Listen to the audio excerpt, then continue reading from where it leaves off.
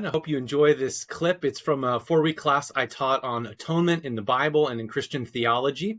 We're constantly teaching these 4 to 6 week classes at the Center for Bible Studies. So if you're interested in joining us for the next class, we can check us out at www.jessup.edu/CBS, or you can follow the link in the description. It will take you there to our next class. And if you're interested in getting the content from this class or any of our other classes, please do consider becoming a member of the Center for Bible Study.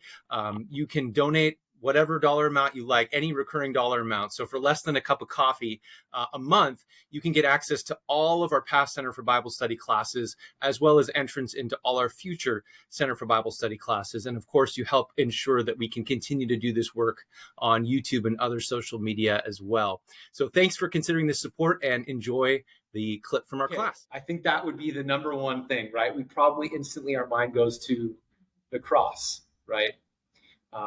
And one of the things I want to think about, probably more so next week, because this week we're not going to be talking much about crucifixion in Leviticus, is when we think about cross taking care of the sin problem, we tend to think, especially in Western Christianity, of the cross as like the event, right, that takes care of that problem.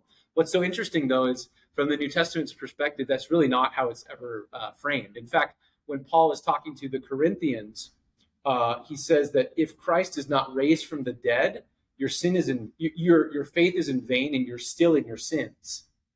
So if the cross took care of the sin problem, why does Paul bring up why resurrection there, right? The two clearly go together. You can't have one without the other. But if just killing Jesus took care of the sin problem, you'd think that would be enough. But it's not for biblical atonement. Very good. Yeah, I think the cross is probably the number one. Okay, so let's go ahead, and then I'm going to look at the primary metaphors, introduce you to the primary metaphors for sin, talk a little bit about these, and then we'll jump into some more details with sacrifice. I did give you on your notes, I don't have this on the slide, some of the primary Hebrew terms for sin. So, and they're typically rendered, so āwōn is typically rendered iniquity. We have the verb to sin, ḥaṭṭā, associated with the noun ḥāṭṭa't. And ḥaṭṭa't is both the noun sin, as well as the effect of sin, and the offering that's used to take care of the problem of ḥaṭṭa't is also called ḥaṭṭa't, translated sin offering or purification offering. We'll talk about that. And then we have the term, peša and pāša, so transgression, to transgress, so committing of crime. So these are the primary terms that we find used in the Old Testament or Hebrew Bible to talk about concepts that what we mean by sin, different angles on that. I think even more importantly than the concepts are the primary metaphors that the Old Testament uses for thinking about sin. And they're really three. They can be reduced to three primary metaphors, all of which will show up in the New Testament as well in different ways. One is sin as a burden, so a load that bears. You can think about loading the sin up on a person, or a person bearing their sin. It's a very common Hebrew idiom using the verb nasa, to bear, and plus sin, iniquity, or something like that. We'll talk more about sin bearing later on, but this is one of the primary metaphors. So sin is like a load that a person's bearing, and they need to have that lifted. The second one is sin as debt, right? So the idea here is there's an accounting, a reckoning of a righteous judge. Sin is accounted for a person. There needs to be a repayment of sin. This becomes actually probably the primary metaphor for sin in the time of Jesus. This is something that Gary Anderson talks about in his book, Sin: A History. And this is just by way of reminder, at the end of these notes, I give you a few suggested resources. One of which is Gary Anderson's book. Another, which I almost forgot to mention, this is the book that I would really, really recommend.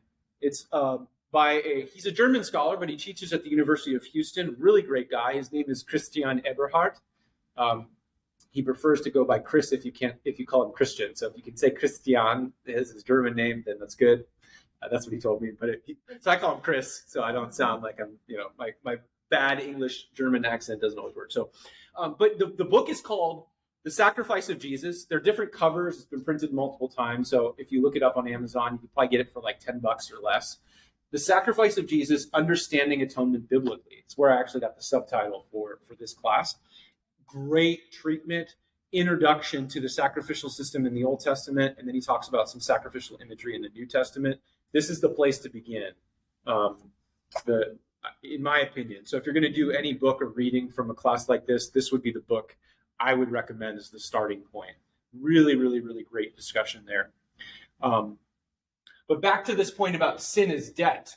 So what Gary Anderson points out is that the Aramaic term for sin in the time of Jesus was actually the Aramaic word for debt, which is why, for example, you find in the Lord's Prayer, it's not forgive us our sins or our transgressions, as sometimes the tradition has translated it to help us understand what's going on there. It's remit us our debts as we have also remitted our debtors, right?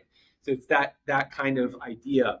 One of the wildest images of debt remission is, I think I mentioned this last week, when Paul says in Colossians, Jesus, while he's on the cross, that the chirograph was nailed to the cross. That's the debt document, right? That is of slaves who are indebted, and that's nailed to the cross.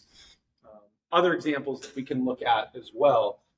In Acts, Peter says that your sins, turn to the Lord Jesus and have your sins erased. That word for erasure is used when it talks about like erasing somebody from the book of life. So the idea is like the sins that have been written in the book are completely erased and wiped away. Right. So this is another primary metaphor. And the last one is sin as stain or impurity. And this one will become really important for us as we're thinking about the sacrificial system. The idea here is that sin defiles the person, and the person therefore needs to be cleansed from that. We call that moral impurity.